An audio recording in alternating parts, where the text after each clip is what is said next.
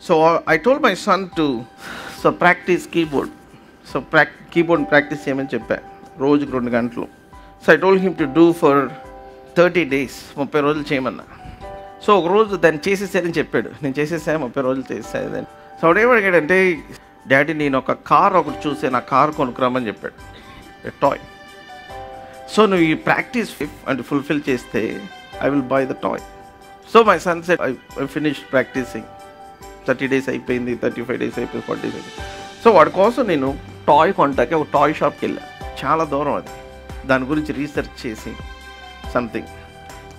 To cut the long story short, అక్కడికి వెళ్ళినప్పుడు I bump with this boy. ఈ అబ్బాయి కనిపించాడు నాకు. His name is Ethan. ఈ అబ్బాయితో పాటు చాలా మంది వచ్చారు.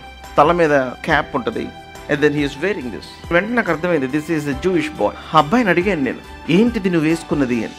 అంటే అబ్బాయికి చెప్పడం రావట్లేదు. అంటే is proper Jewish boy, English కూడా సరిగ్గా రావట్లేదు. తలిత్ అంటున్నాడు. వాట్ ఈస్ దాట్ అంటే, ఇట్స్ ఫర్ ప్రొటెక్షన్.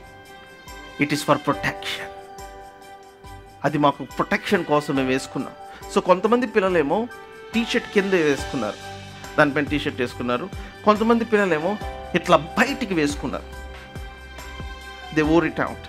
ఆ టాసల్స్ ఇట్లా కిందకి ఇట్లాగా అవి ఏలాడుతూ ఉంటాయి. The tassels, they are called tassels.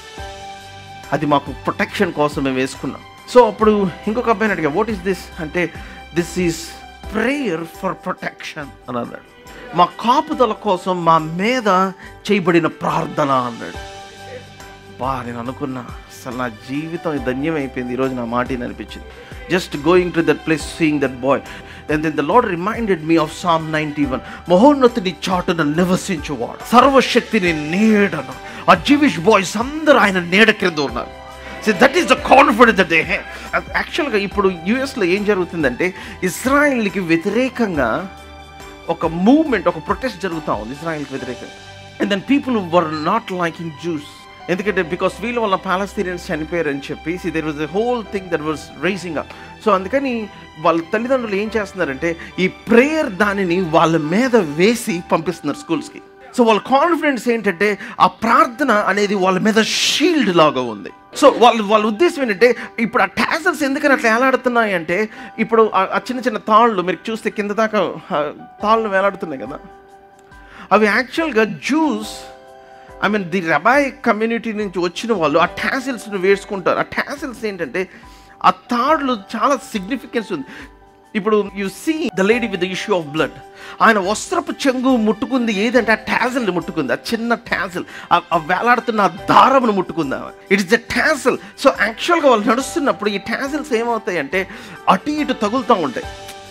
Children were running ఆ చిన్న స్పేస్లో కానీ మామూలు నడుస్తున్న టాసిల్స్ మన బట్టలు ఎట్లా తగులుతూ ఉంటాయి, అట్లాగే ఈ టాసిల్స్ తగులుతూ ఉంటాయి. So every time this tassel is touching, it's like you're touching God. And that's their protection, their confidence. Hallelujah. Something that blessed my day so much is the conversation with this boy that gave me a powerful revelation. సమస్యలను వారికి బలాభివృద్ధి. నీకు బలం ఎక్కడి నుంచి వస్తుందంటే, when you know that you are covered with the feathers, with the pinions of God Almighty. మనము సర్వశక్తుని యొక్క నీడలో మనం జీవిస్తూ ఉన్నాం.